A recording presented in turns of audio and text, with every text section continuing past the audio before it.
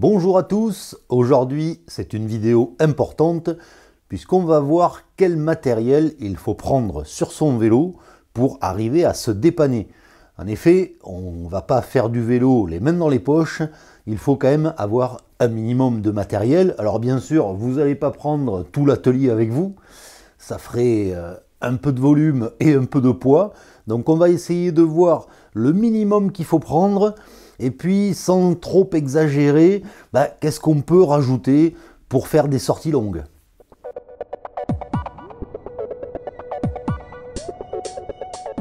Le minimum que vous devez emporter sur votre vélo tient dans cette petite sacoche et pèse 200 grammes. Voilà, en 200 grammes, on a tout ce qu'il faut pour réparer la panne la plus courante qu'on va rencontrer, c'est-à-dire la crevaison. Alors, pour réparer une crevaison, il va vous falloir une chambre à air, il va vous falloir des démonte-pneus, et puis moi, dans ce petit sachet, j'ai 4 rustines, de la dissolution et du papier vert. Voilà, si je crève 2 fois, je sais qu'avec les rustines, je peux m'en sortir. Et bien sûr, il y a une chose qu'il ne faut pas oublier, c'est qu'il faut toujours avoir sur son vélo une pompe. Alors moi je préfère les pompes à l'ancienne, ça va bien avec les vélos vintage. Aujourd'hui vous avez des pompes toutes petites mais qui ne vont pas tenir dans la sacoche. Donc vous pouvez toujours la mettre dans la poche du arrière du maillot.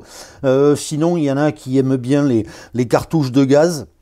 Ça aussi, ça prend pas beaucoup de place, mais là aussi, prévoyez plusieurs cartouches parce que si vous crevez 2 fois, il vous faudra 2 cartouches pour regonfler votre chambre à air. Donc voilà, là on a vu vraiment le minimum.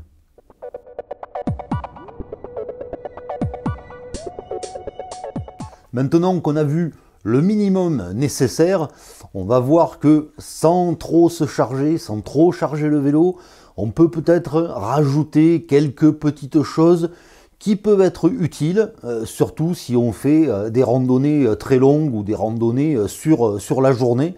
Vous allez voir quelques petits trucs qui peuvent être utiles. Maintenant, on va voir ce qu'on peut prendre de plus, prendre un petit peu plus d'outillage. Et là, c'est dans cette sacoche qui est un peu plus grosse que la précédente. Voilà, cette sacoche, elle pèse 500 grammes. Et là, vous allez voir que dans 500 grammes, déjà, on a un petit peu plus d'outillage, bien entendu. Alors, bien sûr, on a toujours notre petit kit de réparation avec des rustines, de la dissolution et le petit bout de papier vert. Alors, en plus de ça, là, ce que je fais, c'est que je prends des rustines autocollantes. Alors, l'intérêt des rustines autocollantes, il est surtout que la réparation est beaucoup plus rapide parce qu'on n'a pas besoin d'attendre que la dissolution sèche sur la chambre à air. Donc si on doit réparer au bord de la route, voilà, ça va plus vite. Mais voilà, et en gros, je dois avoir 4 ou 5 rustines et 4 ou 5 rustines autocollantes. Là, j'ai de quoi voir venir. Autre chose, je prends toujours avec moi un billet de 20 € que je mets dans un sac plastique, comme ça il résiste à l'eau. Voilà, avoir un peu d'argent de poche sur soi, c'est toujours intéressant parce que si on veut s'arrêter pour acheter une friandise dans une boulangerie, voilà, on n'est pas obligé de sortir sa carte bleue. Si on veut à la fin boire une bière avec les copains, voilà, on a au moins un petit billet avec soi. C'est toujours utile.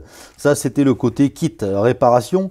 Alors là, c'est un morceau de pneu sur lequel j'ai enlevé les tringles.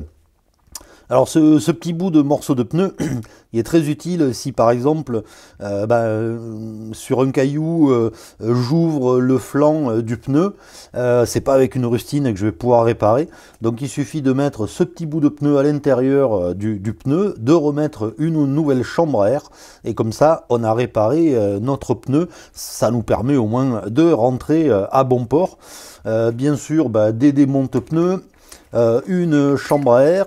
Voilà, une clé plate. Alors cette clé plate, c'est vraiment une clé hyper basique en tôle. Mais c'est pas lourd, et puis en gros ça va de 8 à 15, il doit y avoir 8, 10, 12, 13, 15, quelque chose comme ça. Bref, rien qu'une clé plate comme ça peut vous sauver la vie.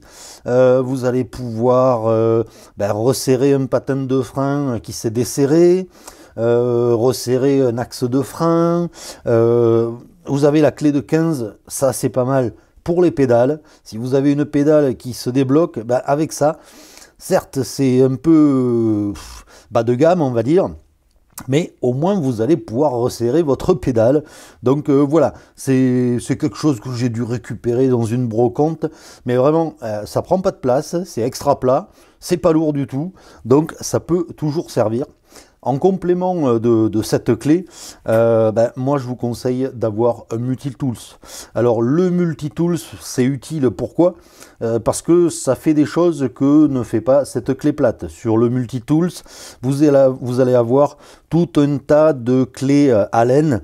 Alors là, là aussi, pour resserrer un guidon, une potence, une tige de selle, les clés Allen c'est pratique.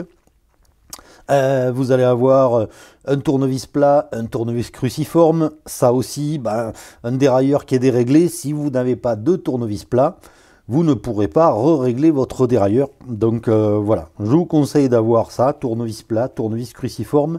Et puis surtout, quand vous achetez votre multitools, acheter un multitools avec un dérive chaîne. Alors là, c'est un truc qui est microscopique, mais qui fonctionne très bien. Donc avoir un multitools avec un dérive chaîne, c'est quand même très, très utile. Ça peut toujours servir. Et alors, toujours pareil, je ne vous l'ai pas montré, parce que c'est dans mon petit sachet, mais par rapport aux chaînes, si vous avez des chaînes avec des attaches rapides, prenez une attache rapide. Parce que l'attache rapide, si vous avez une chaîne qui se casse, elle va être trop courte. Là, vous allez pouvoir réparer facilement. Donc, ça pèse pas lourd, ça coûte rien du tout. Mais avoir une attache rapide avec soi, c'est quand même quelque chose qui est vachement utile. Dans le style de truc aussi, qui ne pèse pas lourd, qui coûte rien et qui est très utile, moi, comme il y a de la place dans ma sacoche, je prends des petits colliers en réalisant comme ça. Voilà, ça peut toujours servir. Pour l'anecdote, sur l'Anjou Vélo Vintage, il y a 2 ans à peu près, je crois, un gars avait perdu l'axe d'une roulette de dérailleur. On a réussi à retrouver la roulette au bord du chemin, mais on n'a pas retrouvé la vis. Et grâce à des petits colliers en réalisant comme ça, on s'est débrouillé à remettre la roulette et il a pu terminer sa randonnée sans problème. Voilà, ça coûte rien, ça pèse pas lourd, mais ça peut être utile. Et voilà, tout ça tient dans ce genre de sacoche. Alors j'aime bien ces sacoches, c'est la marque Sikon. Voilà. Et ce qui est intéressant en fait dans ces sacoches, c'est que en fait il y a un support qui se fixe là sur les rails de la selle. Donc une fois qu'on a bloqué ça, on vient simplement avec un quart de tour, hop, bloquer la sacoche, et là elle bouge pas, il n'y a aucun souci, on ne perd pas la sacoche. Voilà, là on peut bouger. Ça tient super bien et on peut très facilement l'enlever, notamment quand au retour on veut laver son vélo.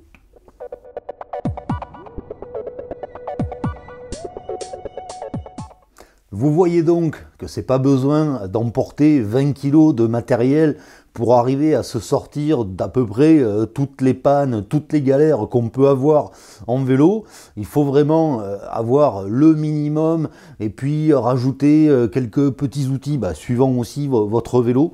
Mais au moins là, comme ça, vous voyez qu'avec maximum 500 grammes d'équipement dans une sacoche, voilà, 500 grammes sous la selle, vous arriverez à vous sortir de toutes les galères que vous pouvez avoir en vélo, et comme ça votre sortie se passera très bien.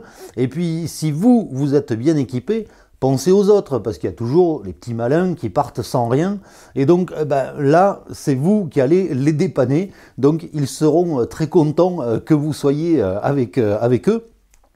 Donc voilà, c'était mes petites astuces comme ça sur le matos qu'il faut prendre quand on va faire du vélo.